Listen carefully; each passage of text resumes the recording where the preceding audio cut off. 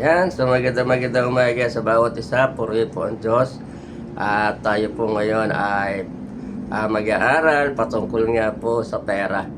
No, at kung manonood po kayo ng ang mga hearing po sa Blue Ribbon Committee ay mapapansin nyo po na limpak-limpak sa lapi na pinag-uusapan doon. Hindi lamang milyon, kundi bilyon. At may mga tao nga po ron na according sa mga testimony ay may mga involvement sa corruption pagdating sa pera.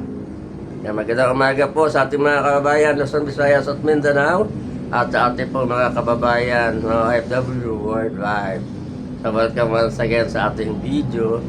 So yun nga po yung ating tatalakayin. Ano po ba sinasabi ng Biblia patungkol doon? So sabi rito sa Matthew chapter 6 verse 24, ito po ang sinasabi ng Biblia.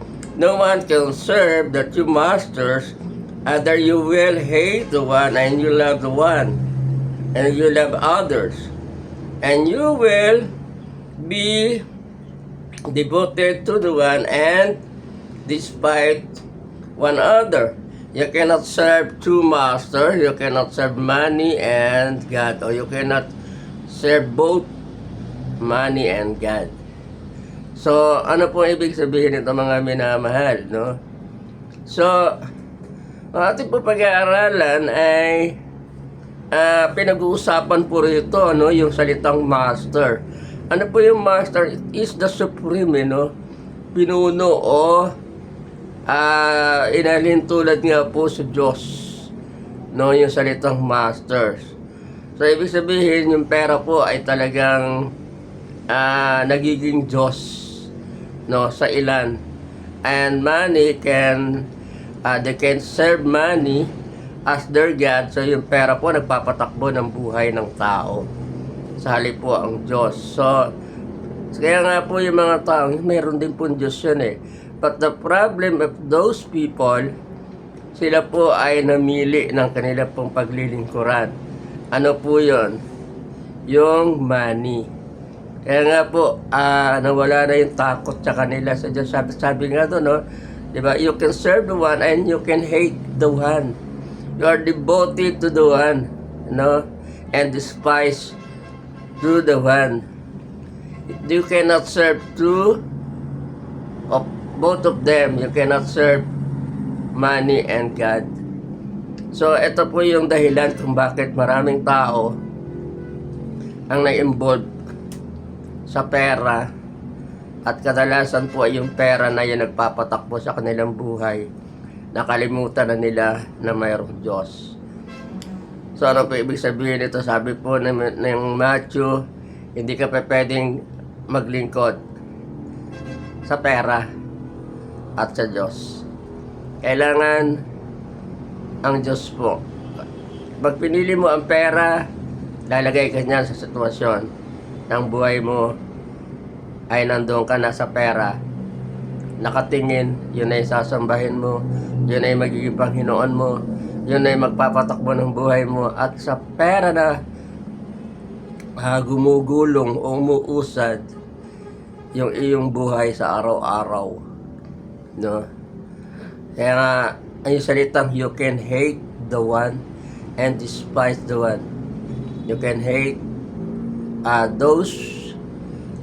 yung salitang hate na ginamit doon, no? Ito yung galit sa Tagalog, no? Magagalit ka, may inis ka sa isa. Kaya nga po hindi natin makikita ron, hindi nababanggit yun yung salitang Diyos. Puro pera. Bakit?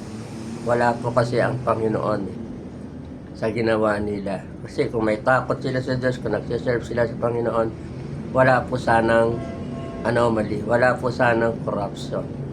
But because they are serve money, so nakalimutan na nilang may Diyos.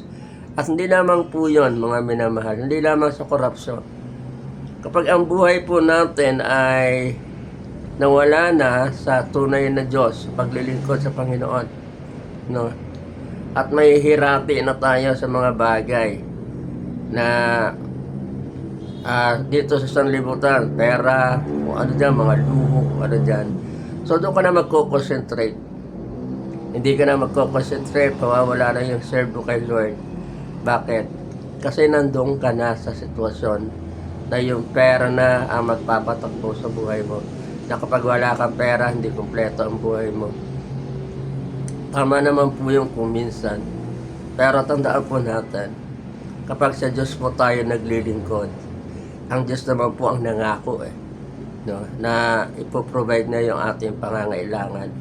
Ang Diyos din ang nangako na tayo po ay hindi niya pababayaan. Tayo po ay, sabi nga niya, kung ang ibon na hindi nagtatrabaho, pinapakain ng Diyos, gaano pa kaya kayo? Amen? Mas mahalaga po tayo sa ibon. Mas mahalaga po tayo sa anumang nilikha ng Diyos. Ikaw po ay pinaka magandang bagay na nilikha ng Panginoon. So, kailangan po natin magtiwala sa Diyos. No? Kaya napapansin po natin na doon po sa usapang pera, wala po ang pangalan ng ating Panginoon. Bakit po? Sapagkat inibig po nila ng paglingkuran ang pera kaysa sa ating Panginoon. Kaya ikaw po, mga nanonood ngayon, no, kahit po gaano kalaki yung pera mo, kontento po tayo. Huwag po tayong hiwalay sa Diyos. Kapag nahirati na po tayo sa mga material na bagay, no, at yun na yung pinagtutuunan natin ng pansin, no, sa halip na maglingkod tayo sa Diyos, aalisin po tayo sa paglilingkod, aalisin po tayo sa Panginoon, magagalit po tayo sa Diyos. Mawawala na po tayo ng panahon sa Panginoon. At tayo po ay magpupursige na lang sa mga bagay na lalo na sa mga makamundo o sa mga nasanlibutan. Pera, luho, damit, kung ano-ano dyan. Diyan tayo magkukonsentrate at makakalimutan na po natin na may Diyos na higit na natin dapat paglingkuran.